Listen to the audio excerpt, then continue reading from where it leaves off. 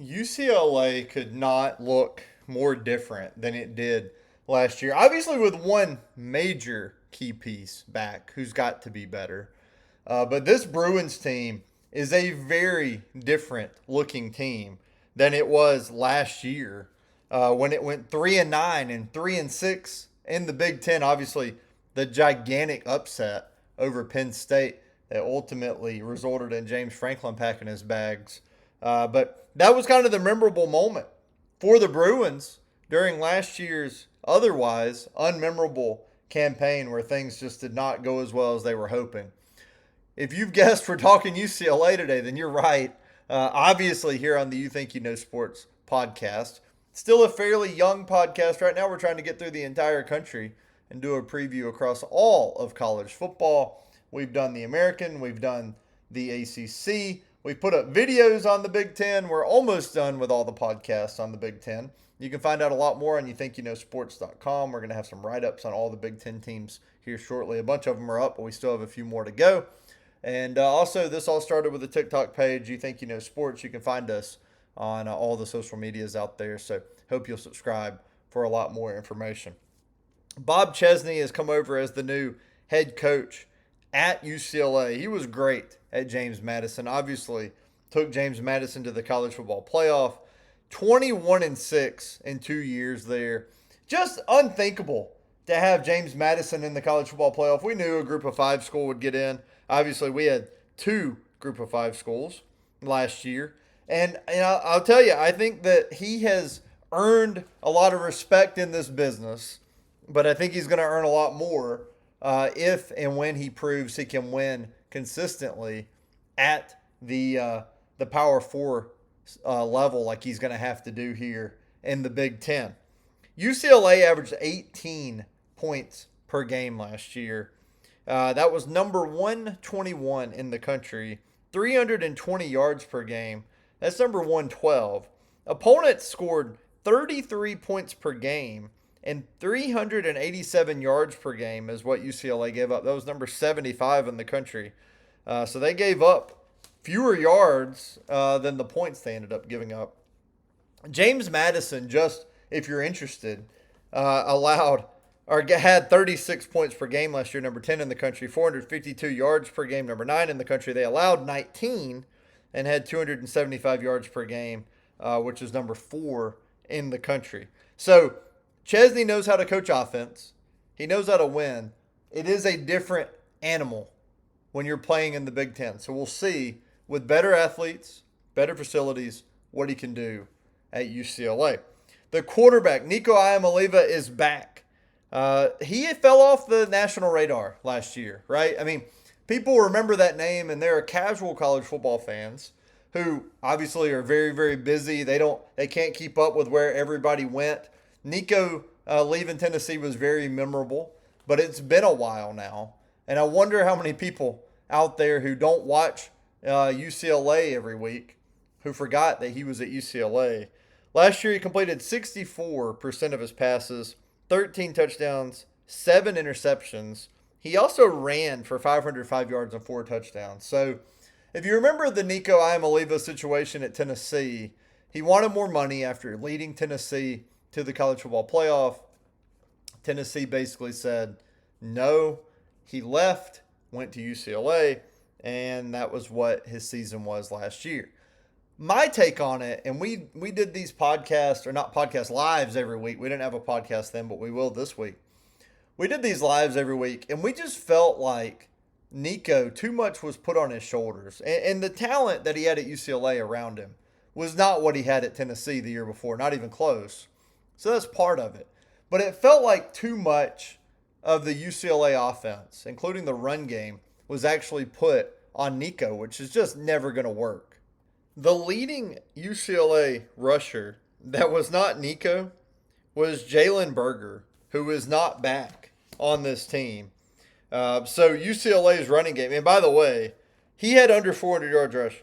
So UCLA's got to find a running game. They've got to find a way to get Nico Iamaleava some help on the offense because he's not going to be able to do it by himself, right? Not going to happen. He was 6 of 31 on deep balls last year, 2 touchdowns and a pick.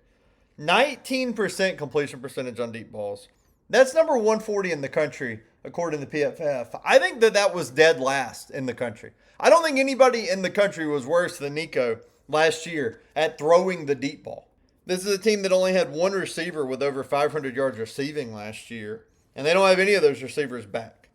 So they did bring in some guys from James Madison, though.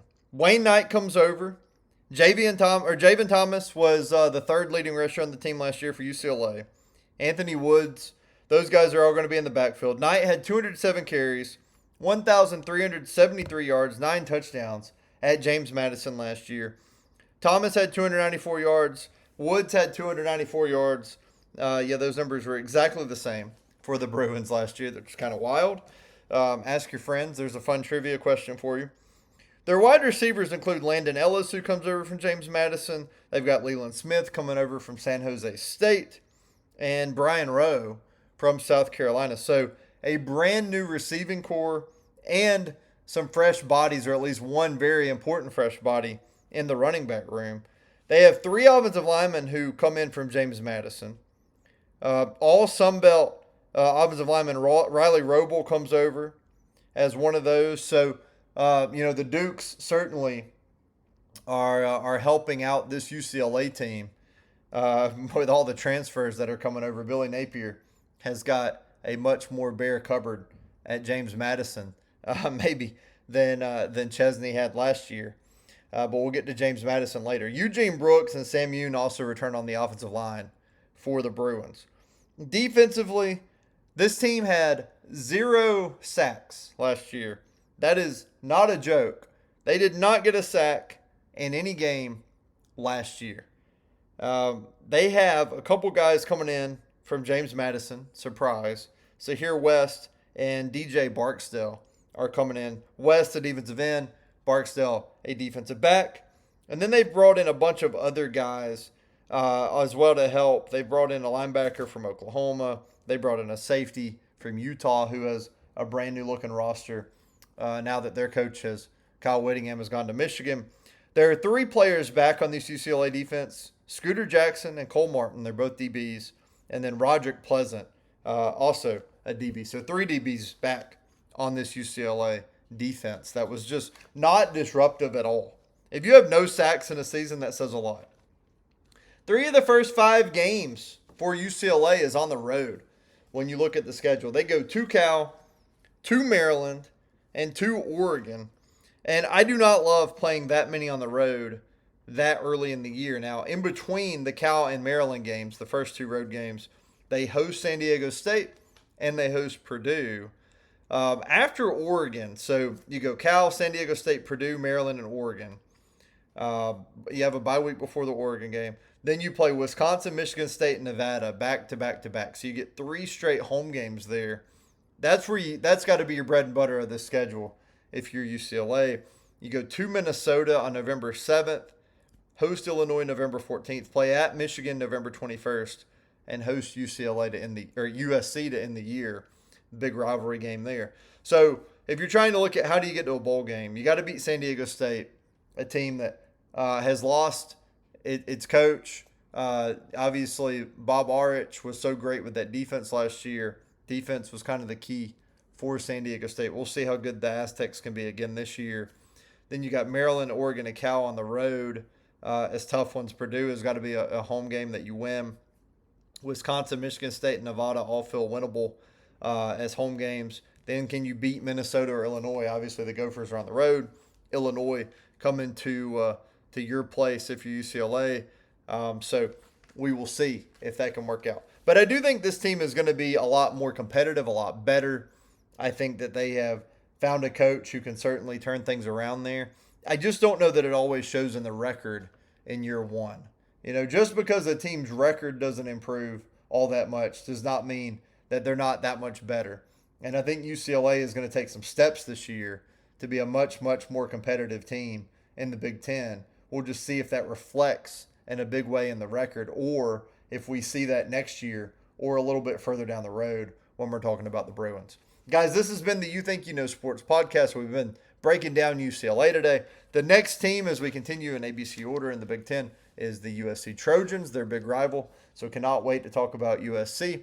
We appreciate you listening to the You Think You Know Sports podcast, and I hope to see you on the next one.